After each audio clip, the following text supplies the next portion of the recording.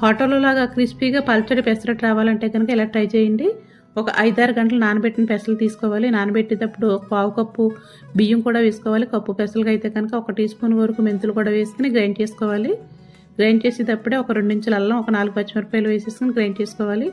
మరి మెత్తని పిండిలా కాకుండా కొంచెం లైట్గా కోర్స్గా గ్రైండ్ చేసుకుంటే కనుక క్రిస్పీగా వస్తాయి. 1 టీ స్పూన్ వరకు జీలకర్ర, తగినంత సాల్ట్, కొంచెం పసుపు వేసుకుని ఇలా లూజ్గా కలుపుకోవాలి. ఇప్పుడు దోశ ప్యాన్ పెట్టుకుని ముందే ఆయిల్ వేయకుండా నీళ్ళు చిలకరించుకుని ఒక క్లాత్తో కానీ టిష్యూతో కానీ తుడిచేసుకుని ఎంత పలచగా వీలవుతే అంత పలచగా వేసేసుకోవాలి. ముందే నూనె వేయకూడదు. తర్వాత ఉల్లిపాయ ముక్కలు, కొత్తిమీర, కొంచెం జీలకర్ర, క్యారెట్ తురుము ఇవన్నీ వేసేసుకున్న తర్వాత అప్పుడు నూనె వేసుకోవాలి. ఒక 1/2 టీ స్పూన్ నూనె మొత్తం పెసరట్టు అంతా వేసేసుకోవాలి.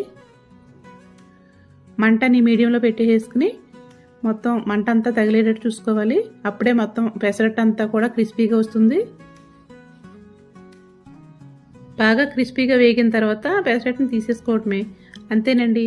మరి వీడియో నచ్చితే కనుక లైక్ చేసి సపోర్ట్ చేయండి. Please subscribe.